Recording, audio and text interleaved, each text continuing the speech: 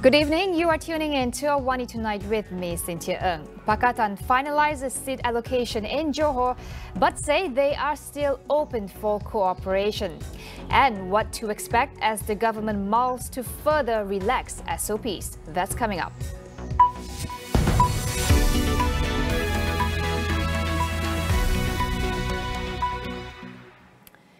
Pakatan Harapan has finalized seat allocations for the upcoming Johor state elections. However, according to Amanah President Muhammad Sabu, the list of candidates was still being discussed. The coalition has decided that Amanah and PKR would each contest 20 seats, while DAP will contest 16 seats. Despite finalizing the allocation of seats, Muhammad said that PH is still open for negotiations with any other parties if they want to cooperate with them. Yesterday, opposition leader Datuk Sri Anwar Ibrahim said that PKR will use its own logo in the Johor elections, while Amanah and DAP chose to remain with the Pakatan flag. A PKR assemblyman suggested Dr. Masli Malik as Pakatan Harapan's potential Johor Menteri Besar candidate, adding some buzz to the political conversation in the state. The Simpang Renggam MP downplayed the news by saying that it is too early to discuss MB candidacy. We asked political analyst Professor Dr. Siva Murugan Pandian on whether having Masli as candidate increases Pakatan's chances of winning the polls. The choice of chief minister is important for an election. Definitely, the candidate will become the poster boy, and I think the candidate must be able to fulfill certain criteria, including whether he is acceptable, likable, winnable, and could lead the state election. In this juncture, I do not know whether Masli is the right person. But then we know that the suggestion came from one of the state assemblymen. The top leadership have yet to decide. And I think out of the 27 state assemblymen who have served from 2018 to 2022 will also have their voice, whether they want one of them to be selected as a candidate, because at the end, Johor is unique. The demography, the geography, to what extent the candidate is able to be fully responsible on state matter. On Masli, he's a member of parliament, whether he would be able to carry both responsibility at the federal level and also at the state level is something that I think Pakatan Harapan top leadership would want to consider. But at the end, if there are convincing justification that Masli is the right candidate, then why not? Of course, they should also consider not only the party leadership candidate, but they must also consider the voters' candidate, whether the voters want him as their alternative choice as the chief minister. We know Barisan Nasional have a good candidate who have good track record throughout the pandemic. Datuk Hasni have performed, and the candidate that Pakatan Harapan wants to put forward will definitely have to be someone who's able to fulfill the big shoe set by Hasni. After skipping the Malacca polls, Pajuang is ready to throw their hats into the ring in the upcoming Johor state elections. The new party is striking a confident tone, saying it will make its mark as a political force to be reckoned with. Johor Pajuang Deputy Chief Nur Negman Osman said the party is optimistic about its public support based on previous community engagement programs held in the state. The 47-year-old is keen to contest in his late father and former Johor MB Datuk Osman Sapian's seat. Osman, who was the Kempas assemblyman, died in December last year following a mild stroke. Last Saturday, Johor Pajuang Chief Datuk Dr. Shahruddin Saleh said the party will run solo in the state elections and plan to contest 42 out of the 56 seats up for grabs. The government is mulling to further relax SOPs once the administration of booster doses is completed. Public health specialist Dr. Muhammad Farhan Rusli says that Malaysians would be subject to less testing and shortened quarantine as we move into the endemic phase. So 3,000 cases a day, 3,000, 3,005 per day is reported number of cases. But there will be a large chunk of people who will have been exposed, who would actually be carrying the virus, who are not tested.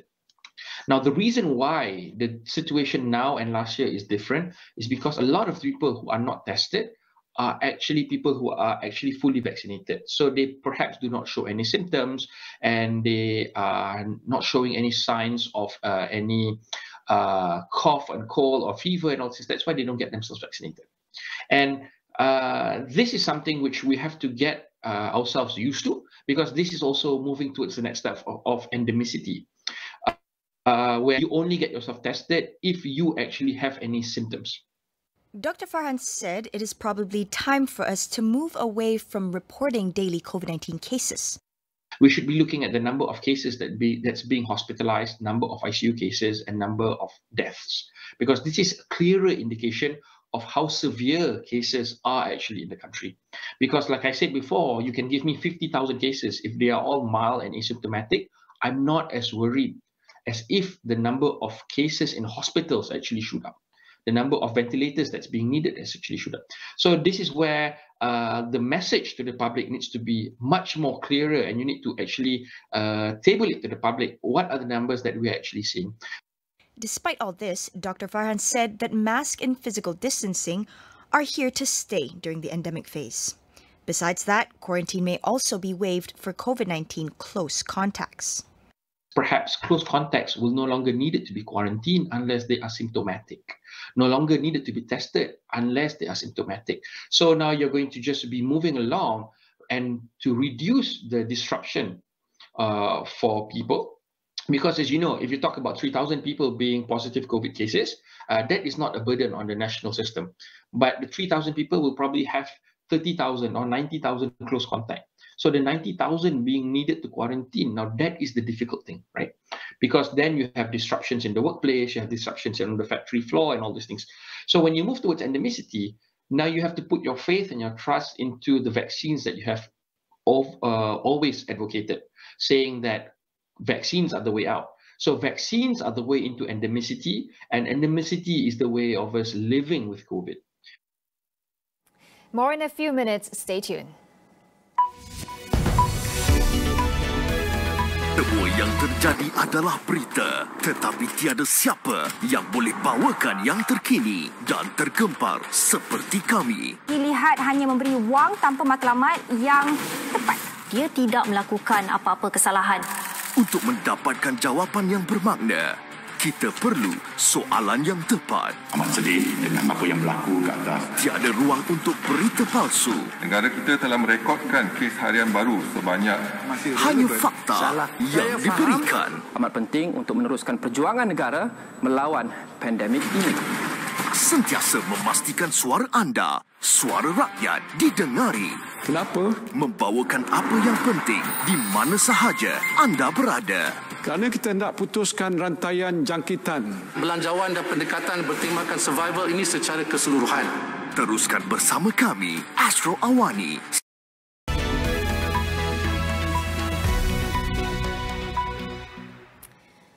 Welcome back. Germany reported another record number of daily COVID infections today, with over 200,000 new cases.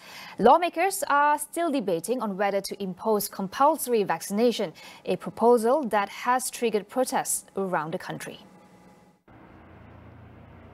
Around 75% of the German population have received at least one dose of a vaccine, less than its Western European peers such as France, Italy or Spain, where the equivalent figures are above 80%. Chancellor Olaf Scholz backs compulsory vaccines for adults, but his coalition government is divided on the issue. He has told lawmakers to vote according to their conscience. Despite record infections, many EU countries are dropping COVID restrictions, as the World Health Organization suggests Omicron may signal a more manageable phase of the pandemic. The Netherlands has lifted its toughest COVID controls. Denmark is set to remove all restrictions within days, and France will begin easing curbs next week. Meanwhile, people in England are no longer legally required to wear face masks. Vaccine passports to enter public places such as restaurants and large-scale events have also been scrapped.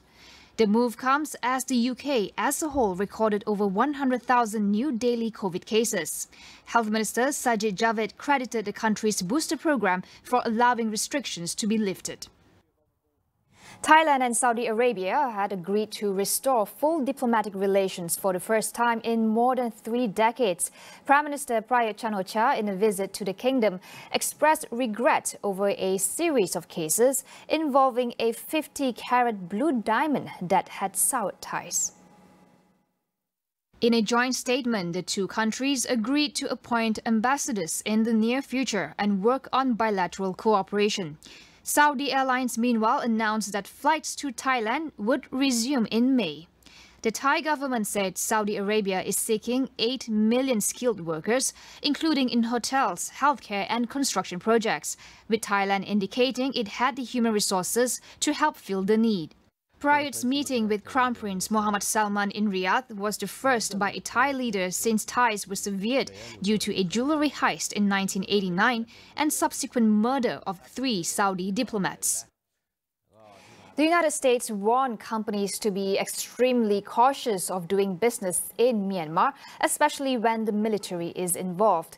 Investors and traders were warned specifically to avoid state-owned companies, the precious metal sector, construction projects and the arms business, which it said provide economic resources for Myanmar's junta.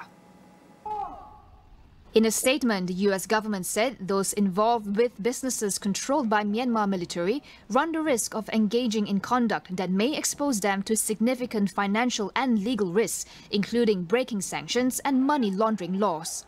A growing number of foreign companies are exiting Myanmar amid worsening human rights abuses as the junta continues to tighten control. Energy giants Total, Chevron and Australia's Woodside recently announced they were exiting Myanmar, following other large companies that have pulled out or frozen investment plans, including Norway's Telenor, British American Tobacco and Toyota.